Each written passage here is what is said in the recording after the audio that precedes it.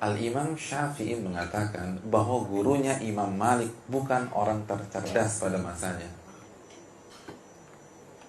Kata Imam Syafi'i, Laits bin Sa'ad itu lebih alim daripada guruku Imam Malik. Ini Imam Syafi'i. Tapi mengapa justru nama Imam Malik yang harum? Ada yang pernah mendengar nama Laits bin Sa'ad sebelumnya? Sebelum 10 detik yang lalu? Nah, karena nama ini bukan konsumsi orang awam. Nama ini adalah nama yang diperbincangkan oleh para ulama, para asatidz, para kiai. Adapun orang awam jarang sekali mendengar nama ini. Tapi berbeda dengan Imam Malik. Paling tidak kita tahu ada 4 imam mazhab, Maliki, atau Imam Malik, Imam Ahmad, Imam Abu Hanifah, dan Imam siapa? Syafi'i orang Depok, Pak. Syafi'i gitu. Fasih dikit lah. Syafi'i ini ulama kita yang luar biasa. Apa yang membuat beliau harum? Niat, hadirin. Keikhlasan. Beliau punya buku hadis dan beliau tulis di mana buku-buku hadis itu sudah bermunculan. Tapi semua tenggelam kecuali Muwatta Imam Malik sampai detik ini. Ketika ditanya, Imam Malik ditanya, kenapa Anda masih nulis ilmu buku hadis sedangkan buku hadis sudah bertebaran di mana-mana? Imam Malik mengatakan, maka nalillahi fahuwa bakin. Sesuatu yang dikerjakan karena Allah, nggak ada kepentingan dunia, nggak ada ambisi dunia, nggak mengejar titel bestseller di pasaran, maka dia akan kekal. Dan terbukti semua buku hadis di era Imam Malik kita tidak pernah dengar kecuali Muwatta Imam Malik.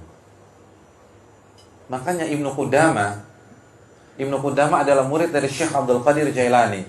Beliau mengatakan dalam Mukhtasar Minhajul Qasidin, Mukhtasar Minhajul Qasidin adalah intisari dari Ihya Ulumuddin karya Al-Imam Al-Ghazali.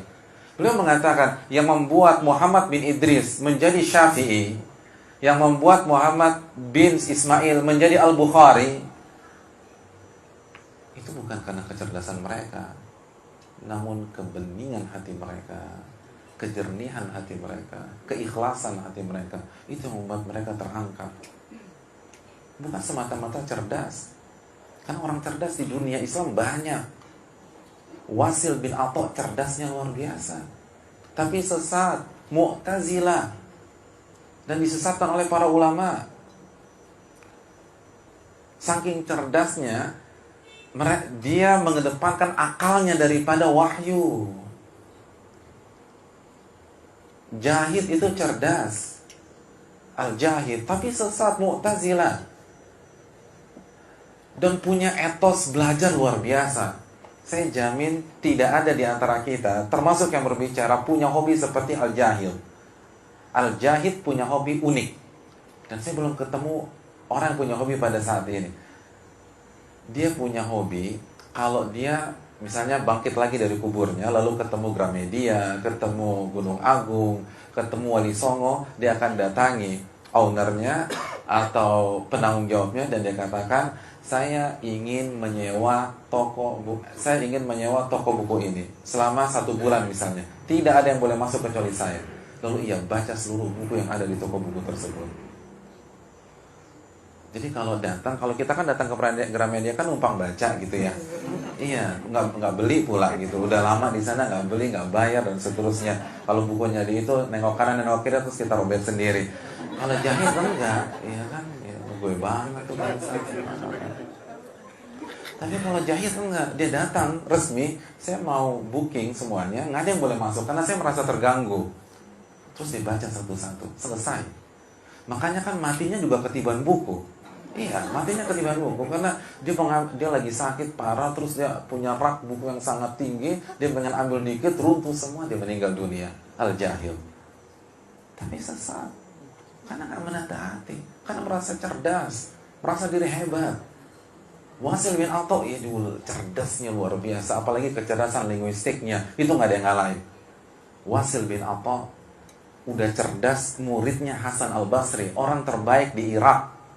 Jadi gurunya orang terbaik pada masanya. Lalu kehebatan guru dikombinasi dengan kecerdasan otak.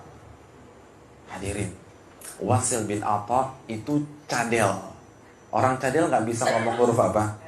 Bukan R, ro. Nggak ada huruf R dalam bahasa Arab. Ro.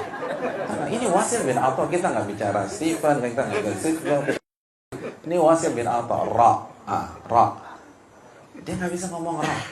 Tiba-tiba pada suatu saat, ketika ada event besar, itu dia diundang oleh manusia dan berhadapan dengan ribuan mungkin jutaan orang.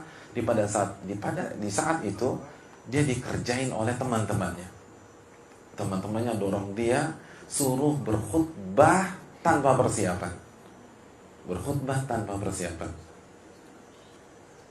Kira-kira perasaan antum gimana? Berkhutbah tanpa persiapan, dan kita punya kelemahan, kita cadel. Coba misalnya antum sholat Jumat di saf pertama 12:10, khotibnya belum datang. Karena penampilan antum paling meyakinkan gitu ya, pakai baju Pakistan, ada jenggotnya, ada peci. Udah deh, antum aja yang maju. Kira-kira perasaannya gimana tuh? Nggak ada persiapan, nggak ada teks dan seterusnya. Itu kan mimbar bisa bergoncang, hadirin sekalian. Itu ayat yang tinggal atu-atunya nguap semua, bingung kita mau ngomong apa. Itulah kira-kira perasaan dan psikologi Wasil bin Atha ketika suruh maju. Tapi hadirin, ternyata khutbah beliau dicatat oleh para pakar sastra sampai hari ini. Kenapa demikian? Karena itu khutbah atau salah satu khutbah yang paling spektakuler. Semua kagum dengan Wasil bin Atha. Kenapa demikian? Karena khutbah tersebut tidak ada huruf ro-nya. Seluruh kata yang ada huruf ro beliau ganti secara spontanitas dengan sinonimnya yang tidak ada huruf ra, tanpa ada teks, tanpa ada naskah. Kita dikasih PR 1 bulan untuk buat khutbah tanpa huruf R, kira-kira bisa nggak? Nggak bisa. Baru mukaddimah aja udah tetot gitu loh. Dengan rahmat Allah, rahmat tetot. Oh, kita ganti aja dengan karunia Allah, tetot. Itu baru dikatakan tanpa huruf ra. Tapi sesat.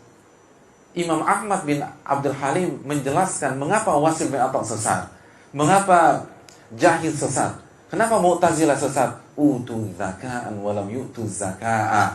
Mereka diberikan kecerdasan, tapi mereka tidak diberikan kebeningan hati. Mereka terpukau dengan kecerdasan mereka. Mereka kagum dengan daya analisa mereka.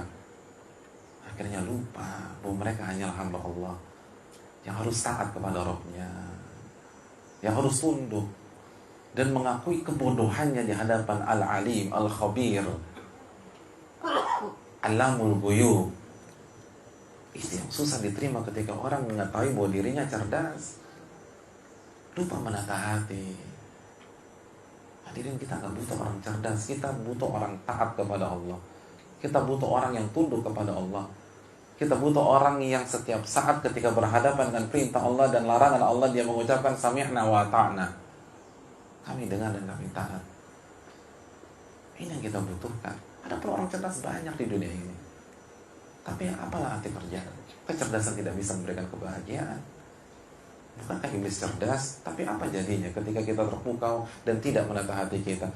Oleh karena itu perintah pertama dan kedua ketika Nabi diangkat sebagai seorang Rasul, wa rabbaka fakabbir, Rabbmu bertakbirlah dan besarkanlah, wa thiyabaka fatahhir,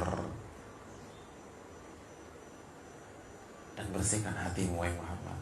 Anda akan mendapatkan wahyu, Anda akan mendapatkan risalah. Kalau hati Anda kotor, repot. Orang-orang besar di dunia Islam itu menonjol karena amalan hati. Al-Imam Nawawi, siapa yang tidak kenal Imam Nawawi? Beliau adalah orang nomor 1 dalam mazhab Syafi'i. Yahya bin Syaraf bin Murri Abi Zakaria. Kitab beliau yang bernama Riyadhus Shalihin, pernah dengar Riyadhus Shalihin? Itu bestseller dan menempati ranking kedua dari sisi penyebaran dan pengkajian. Artinya, ketika ulama melakukan survei di dunia Islam, di dunia dakwah, di dunia pertakliman, maka kitab Riyadhus Shalihin menempati ranking kedua kitab yang paling sering dikaji oleh umat Islam. Di masjid-masjid, di rumah-rumah, di surau-surau. Kitab ini hanya kalah dari satu kitab yang menempati ranking pertama. Kitab apa? Kitabullah, kitab Al-Quran. Ya. Bukan.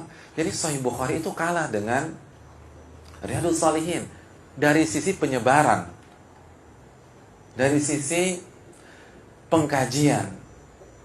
Apa yang menyebabkan Imam Nawawi begitu luar biasa? Amalan hati, hadirin. Dan banyak ulama mengatakan Imam Nawawi itu berada di masa di mana banyak sekali ulama yang cerdas-cerdas. Banyak sekali. Imam Rafi'i, Al-Imam Rafi'i dari mazhab Syafi'i, cerdas dan lain sebagainya. Tapi beliau yang menonjol, beliau yang luar biasa. Karena amalan hati. Silakan baca kata pengantar Riyadhus Shalihin. Apa yang beliau minta dari pembacanya? Dalam kata pengantar Riyadhus Shalihin, beliau hanya meminta, tolong doakan saya, doakan keluarga saya, dan doakan kaum muslimin. Subhanallah, beliau nggak meminta royalti, hadirin. Beliau nggak minta namanya dipajang. Beliau nggak minta namanya disebut-sebut. Enggak, doakan saya, keluarga saya, dan kalau Anda baca buku saya, jangan lupa doakan kaum muslimin. Apa hubungannya coba kaum muslimin dengan buku beliau? Nggak ada. Tapi itulah orang yang punya kebeningan hati. Mikirin saudaranya, sayang sama saudaranya, nggak pengen saudaranya masuk neraka, bukan jatuhin saudaranya. Makanya beliau terangkat. Makanya kalau tidak salah saya sempat jelaskan dalam majelis ini juga, gelar beliau apa? Muhyiddin. Ya Allah, gelarnya Muhyiddin, bukan LC, bukan MA, bukan dokter, Muhyiddin. Apa arti Muhyiddin? Penghidup agama. Jadi seakan-akan agama Islam itu mati suri sebelum dibangkitkan lagi oleh karya-karya Imam Nawawi. Ketika beliau mendengar gelar ini disematkan oleh para ulama, dan beliau nggak ngerti pada saat itu, beliau nggak tahu, dan beliau tidak inginkan, beliau nggak cari. Beda dengan kita sekolah, tahu bahwa setelah kita sekolah kita akan dapat gelar. Kalau beliau nggak ngerti sama sekali, cuman beliau sadar ternyata beliau mendapatkan gelar yang sangat prestisius, Muhyiddin. Apa yang diucapkan oleh beliau? Apa statement beliau? Statement beliau dicatat oleh para ulama dan membuat para ulama terpukau. Al-Imam Sakhawi menjelaskan, Imam Sakhawi salah satu mazhab Syafi'i juga, beliau menjelaskan, Imam Nawawi ketika mengetahui bahwa beliau mendapatkan gelar Muhyiddin, beliau mengatakan, ma aj'alu fi hillin man laqabani Muhyiddin. Aku tidak halalkan dan aku akan tuntut orang yang memberikan gelar Muhyiddin kepada diriku. Subhanallah. Saya nggak rela, siapa kasih gelar ini? Masa orang seperti saya pantas dikatakan penghidup agama? Dan ini saya bisa ria, saya bisa sombong dapat gelar seperti ini. Siapa saya? Ini PR baru. Karena semakin tinggi gelar, semakin susah jaga keikhlasan, semakin susah menjaga ketawaduan. Karena yang lebih berpotensi sombong, yang S3 apa yang SD, hadirin? Yang S3, yang SD apa yang mau disombongin? Semakin tinggi gelar, semakin susah untuk menjaga hati. Dan ini yang ditolak oleh Imam Nawawi. Beliau nggak mau, beliau nggak terima. Maka beliau tuntut.